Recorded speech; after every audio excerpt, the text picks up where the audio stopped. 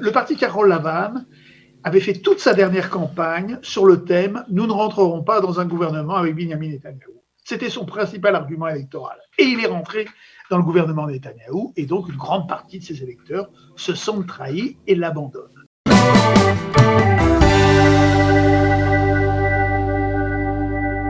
Nous sommes en ligne avec Philippe Velilia. Philippe, bonjour, Boker Tov.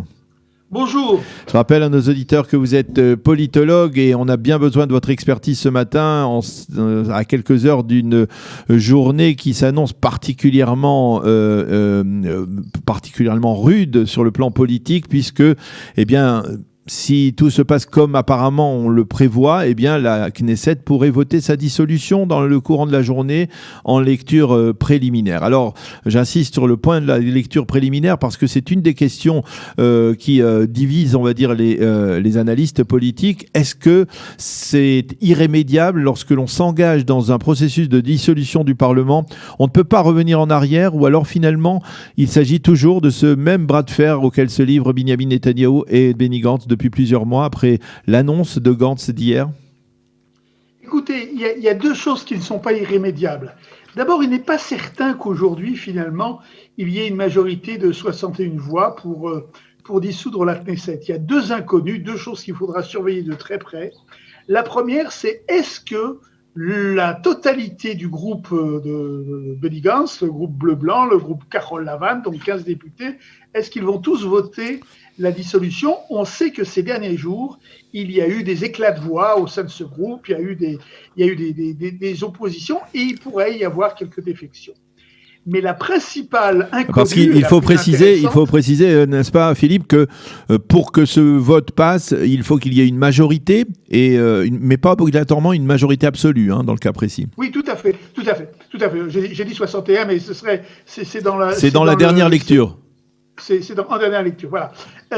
Ce qui est vrai, et il y a une autre inconnue qui est encore beaucoup plus intéressante à observer, c'est ce que va faire le groupe RAM. Voilà. Donc, le groupe parlementaire, la fraction islamiste de la liste arabe unifiée qui, hier, a refusé de prendre position, alors que les autres partis arabes ont dit qu'ils voteraient la dissolution. Donc, il y aura aujourd'hui 11 voix arabes pour la dissolution, mais les 4 de RAM, on ne sait pas. Et là, ce serait même très amusant d'ailleurs de voir. Ce serait historique, tout simplement, parce Comment que ce serait historique. Absolument. Et ce serait même très amusant de voir Benyamin Netanyahou sauvé par un parti arabe de surcroît islamiste. Non, mais c'est une hypothèse qui n'est pas impossible, qui n'est pas à écarter. Cela dit, il est le plus probable, c'est que la dissolution soit votée aujourd'hui, mais elle n'est pas définitive. Il s'agit de ce qu'on appelle un vote troumi, c'est-à-dire en français on dirait un vote de principe, et il faut ensuite qu'il y ait 3 lectures, première, deuxième, troisième lecture, pour que la loi devienne définitive, et cela ne pourra intervenir que la semaine prochaine, au plus tôt lundi et au plus tard mercredi. Donc moi je pense qu'on aura encore pendant cette semaine des incertitudes, puisque, s'il faut le souligner, hier Benny Gantz a été extrêmement dur avec Benyamin Netanyahou. Il a dit que plus personne ne le croyait, et en fait, il lui laisse une dernière chance. Puisqu'il dit que si Benyamin Netanyahou s'engage sur le budget 2021, eh bien, les choses pourront continuer. J'ai une question à vous poser sur justement le personnage de Benny Gantz, qui est un personnage, on va dire, presque tragique dans la classe politique israélienne. C'est l'homme qui est arrivé d'un côté le plus proche du siège de Premier ministre depuis que Benyamin Netanyahou est dans les environs, et c'est aussi l'homme qui aujourd'hui risque de tout saboter d'une certaine manière, et qui prend le risque de le faire parce que, eh bien, il est arrivé à la conclusion que de toutes les manières, il ne sera pas Premier ministre. Netanyahou ne le lui laissera pas ce plaisir, et qu'il essaye, entre le marteau et l'enclume, de glaner, de retrouver une forme de dignité politique qu'il a perdue au cours des derniers mois. Oui, c'est un peu ça. C'est-à-dire que, et on le voit dans les sondages, aujourd'hui, le parti Carole Lavanne est les meilleurs jours à 10 députés, mais souvent en dessous à 9, voire moins. Donc, le parti, c'est simple. Le parti Carole Lavanne avait fait toute sa dernière campagne sur le thème « Nous ne rentrerons pas dans un gouvernement avec Benyamin Netanyahou ». C'était son principal argument électoral. Et il est rentré dans le gouvernement Netanyahou, et donc une grande partie de ses électeurs se sentent trahis et l'abandonnent. Pour redorer le blason de ce parti, Benny Gantz a une seule solution, c'est de se montrer très ferme, et c'est ce qu'il a essayé de faire hier soir en montrant qu'il ne se laissait plus manipuler par Benjamin Netanyahou et que donc il était prêt à voter la dissolution de la Knesset. Mais ce n'est pas trop tard à votre avis? Ce n'est pas trop tard? Benny Gantz n'a-t-il pas perdu, on va dire, toute... Pour lui, c'est trop tard.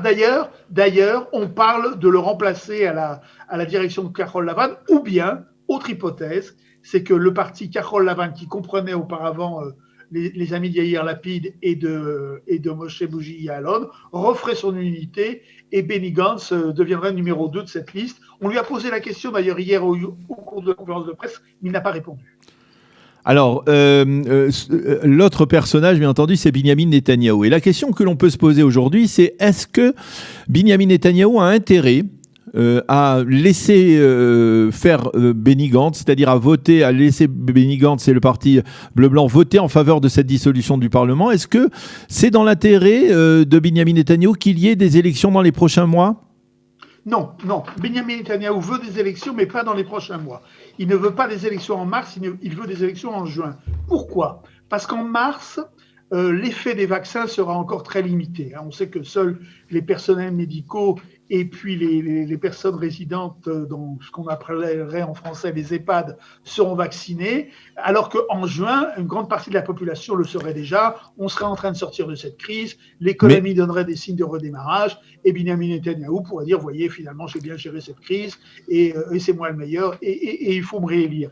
D'autant qu'il y a aussi un élément que Benjamin Netanyahou a toujours en tête, c'est son procès. Son procès va commencer en février. Bon, il essaie toujours de reculer un peu la date avec des questions de procédure, mais il va débuter. Et donc, ce serait immédiatement après que les élections auraient lieu, alors que toutes les caméras seraient braquées sur Benjamin Netanyahou, sur le banc des accusés au tribunal de Jérusalem. Ça fait quand même mauvais effet.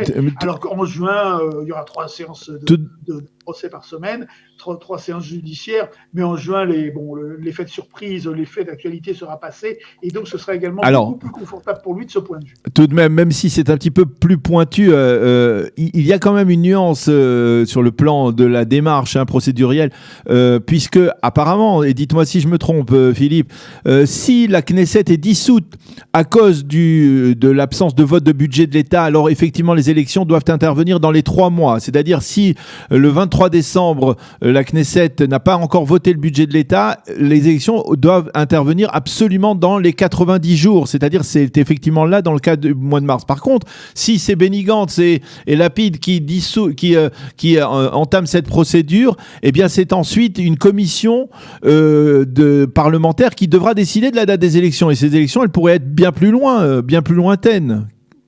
Oui, aussi, mais en général, on les organise dans les 3 mois. Et Benny Gantz, justement, ferait pression parce que lui, il a intérêt à aller à des élections beaucoup plus tôt pour redorer son blason, pour faire cesser la chute de son parti. Donc, moi, je crois qu'on a 2 hypothèses, ou en mars ou en juin, mars ayant la préférence de Benny Gantz et juin ayant la préférence de Benjamin Netanyahou. Ce qui est certain, c'est qu'aujourd'hui, plus personne n'en doute, on aura des élections en 2021 au premier semestre.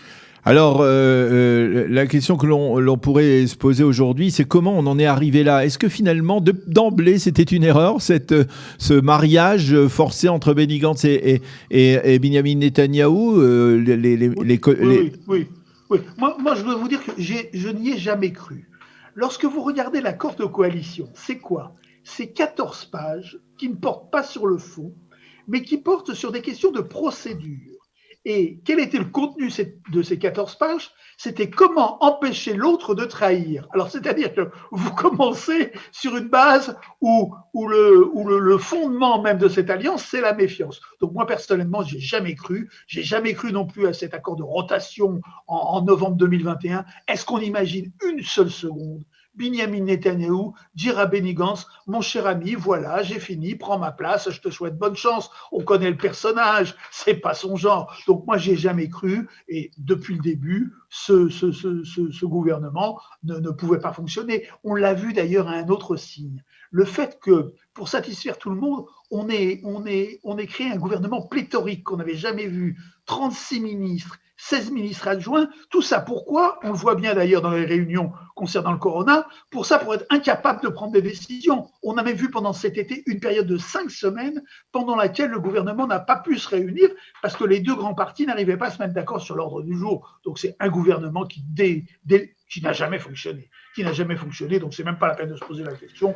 Depuis le début, cette alliance était condamnée. Alors très rapidement, Philippe, pardon, une dernière question. Est-ce que comment on peut envisager un gouvernement de transition qui va gérer la crise du coronavirus ?